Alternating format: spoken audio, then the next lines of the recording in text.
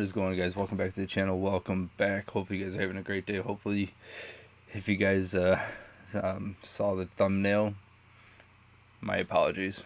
I probably a little clickbaited you just a little bit, but today we're going to talk about something interesting, and hopefully we all learn something. So we're just going to jump right into it. So I wanted to get this out last Friday, but unfortunately I was busy doing personal stuff. But I would like to kind of jump right into this, where it says the 2023 Chevy Colorado four-wheel drive production is back to full swing. So that means they are now running 100% of all four-wheel drive, which really affected the ZR2 that we're all waiting for. So we scroll down on this page. It says why the biggest issues we were having was a supplier issue results in 90% of the constraints for the 2023 was all due to supplier issues for the four-wheel drive models, and it was supposed to get launched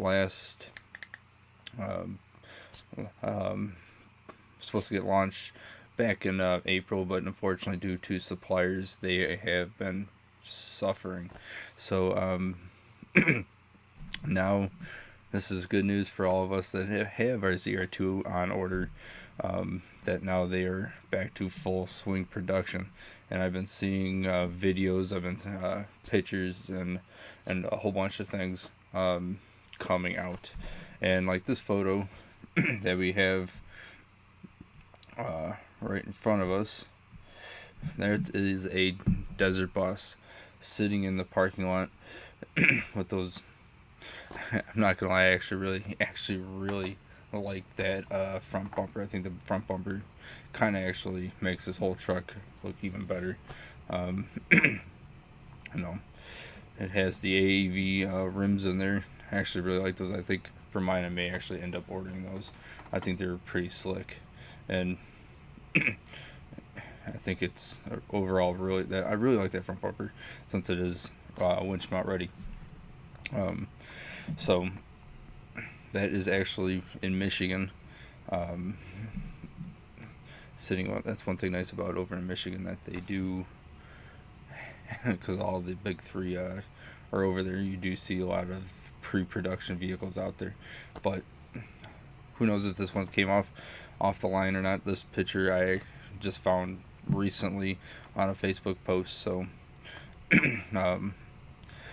So and it came from Michigan, and so I'm not sure if that's sitting at the one of the factories over there, or if it's just sitting over by headquarters.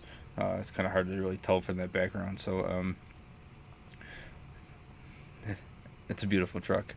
I hope we all get ours coming out soon. So so that's basically the big. So that's good news for us that we are back in full production for the ZR2 coming out. So I know a couple other things that people were talking about.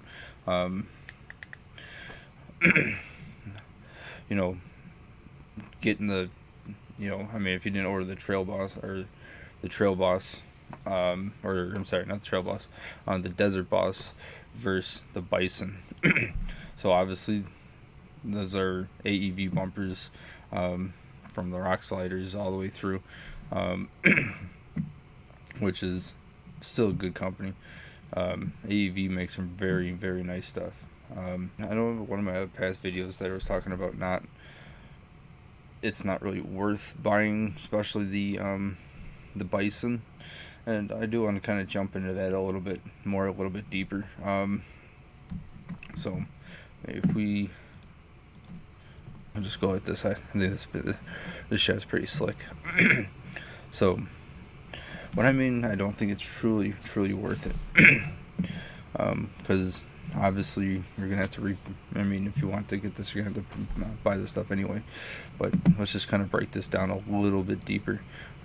So obviously we have a steel front bumper. When we go to here, that's 20. Let me get my calculator here. So we're just gonna go 2,050 plus. So let's just say $2,750. And I'm still saying that this one is probably going to be pushing the $60,000 to $65,000 mark, because it's going to be right under that Silverado. So yeah, obviously we get those big. I mean, I'm used to 38-inch tires, so 35s are still kind of small, but 35s is still definitely a big size tire, especially coming from the factory, which is nice. Well, actually, let's go back to the front bumper here real quick. Why I just kind of just thought about that on top of my head. You still need to buy a winch, and a winch is still going to cost you around $1,000 minimum. Let's just say $1,200. You can buy some cheaper ones like Smittybilt. I always go with Warren just because I really like Warren. So just between the bumper and a winch, you're probably pushing around $4,000, which is kind of expensive. I mean, that's expensive, but for two parts.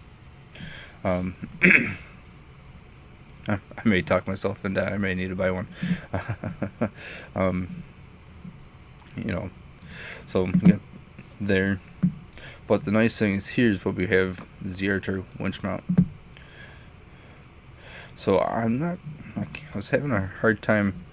See, this kind of looks like you can use the factory mount, so you can actually save yourself some money right there, by buying just a winch mount plate, which that's probably what I'm going to end up doing, is just buying something like this, and then working it around.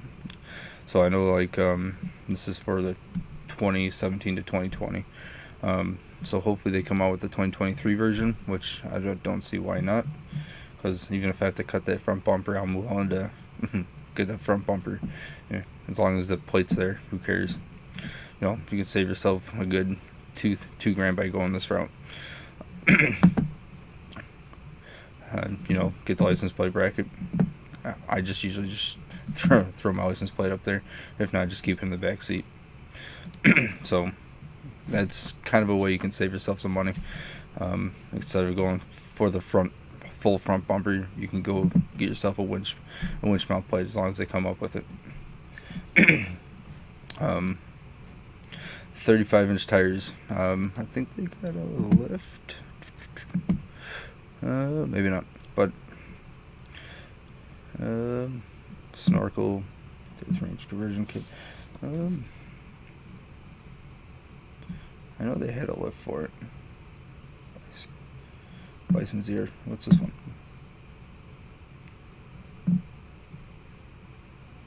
Oh, see, this one's for the 2022 steel stamp bumper.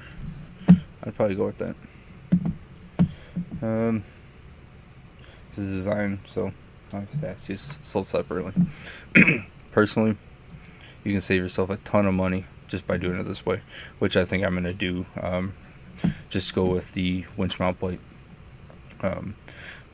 Depending how much it costs, I'm not going to swap out the front bumper. I mean, that does look good, but I'm going to go with that route. Let's see. I know there's got to be a steel bead. Maybe not. I know they got to have one, but anyway, I'm sure they're going to make like a mount. A winch, or not a winch, a puck system, because it's kind of like the same thing for Gladiator. Lighting JK. I think this is basically what I end up ordering.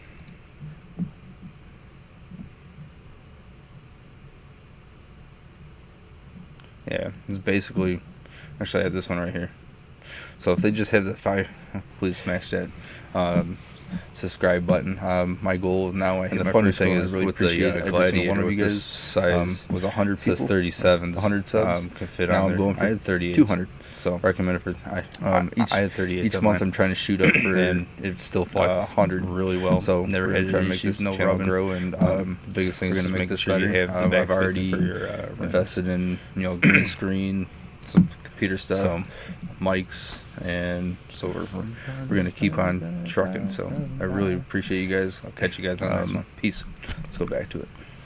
So I think that's what they're gonna end up doing with with this maybe a 2-inch, so you can probably run a 35 on there with no issues.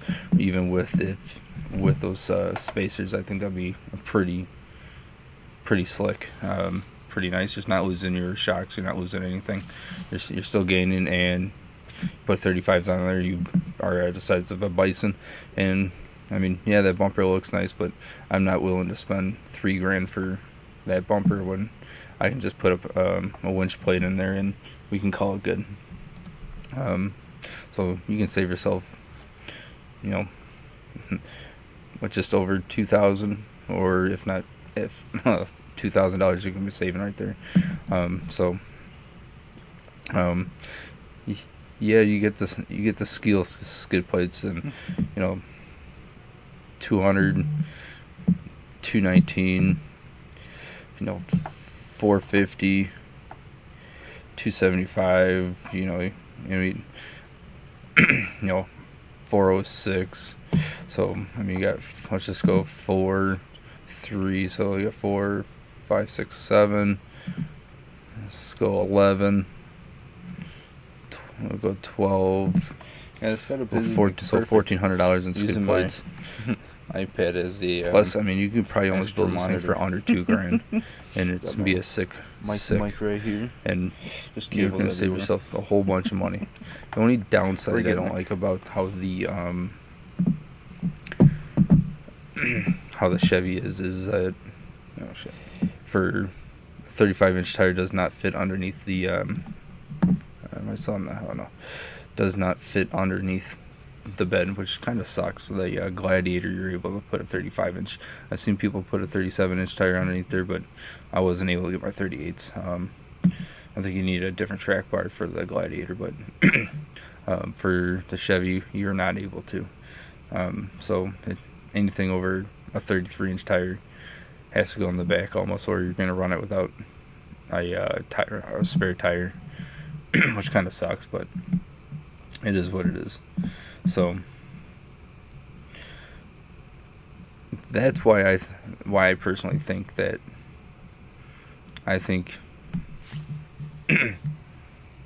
ordering a Bison is not worth it. If it was re-geared to let's just say even a 410 to a 456, I think then yeah, it's gonna be worth it in the long run. Because I'd rather have those. I mean, even most companies, if you get your gears done, they're going to offer you a lifetime warranty, especially if they use Yukon. The company that I went through for my Gladiator, lifetime warranty, parts and labor. If I destroyed it, you got to get it to them though, and they'll replace your ring and pinion. They'll replace everything, as long as they do the work. So that is the nice thing. So, that's just kind of a quick little overview why I think getting the Bison is not really worth it in the long run. I think if you go with a standard ZR2, lift it, you can really make the standard ZR2. And personally, they have the wider fender kits, which I think everyone said that is a real big pain in the ass, but I'm willing to sacrifice the pain in the ass part versus spending. Like I said, I mean, numbers are not out yet. They're not going to come out until roughly a month or so prior. Is what they're already saying, that prior to they're going to come out prior to the Bison actually being announced. So I truly think Bison fenders, and those are only $400. They say it's a pain, but I'm willing to sacrifice it. And so Bison rear fender flare kit, which doesn't really say. What's this one say? Nothing. So I know one guy said this, buying this stuff already, and then you gotta also think about it when I would say 90% of the people that are ordering this truck is not going to use it for what it's being built for, just kind of like buying a Jeep Gladiator or a Rubicon. It's going to be a lot of street, and if you're one of those that's one of the, hey, I'm not hating, it's your truck. I'm gonna push mine, 100%. I'm gonna push mine, but at the same time, I want to do it smart, and I want to take the stock of ZR2 and build it and do it for this channel. So I know this is supposed to be a kind of a quick video, but it's kind of my why I think you should actually probably skip, because you're end up, me personally, I think you're gonna end up paying more, because your guys are most people are gonna finance it, so then you're paying interest on these parts when you can just part here and there, one part a month, 2 parts a month, or whatever, and have a really set up truck as is. So I think it's sick. I absolutely love it. I really love this hood, but yeah. I think that's really about it. If this is your first time on my channel, my name is Tony. I'm all about trying to seeing what this ZR2 can do, and I absolutely love this truck. And that's a pretty slick skid plate for underneath. So, and yeah, you get these, not to get off topic again, but yeah, you get these cool little steel bumpers, but with the Bison. But I don't personally think it's worth a 10 to, like I said, I've read this in multiple places. They are saying this truck could be pushing close to 60 to 65,000. So that's either $10,000 to $15,000 on top of whatever a MSRP is for the ZR2. So, and then you already know dealerships are gonna already mark this up. So leave me down in the comment down below. I really would appreciate you guys. I love your guys' feedback, and I love interacting with you guys. So if this is your first time, please, on my channel, I greatly appreciate if you hit that like and subscribe button. And if you wouldn't mind, even go follow me on IG. I post a lot on IG. It is always different 3, all together, always different 3. And I think hit that like and subscribe, and even comment. I love interacting with you guys, so please. That's awesome. Like I said, my goal is to hit 200 by the end of next month, and I think we can do it. We're at 105 now, 95 more to go. Greatly appreciate you guys doing that. I'll catch you guys on the next one. Peace.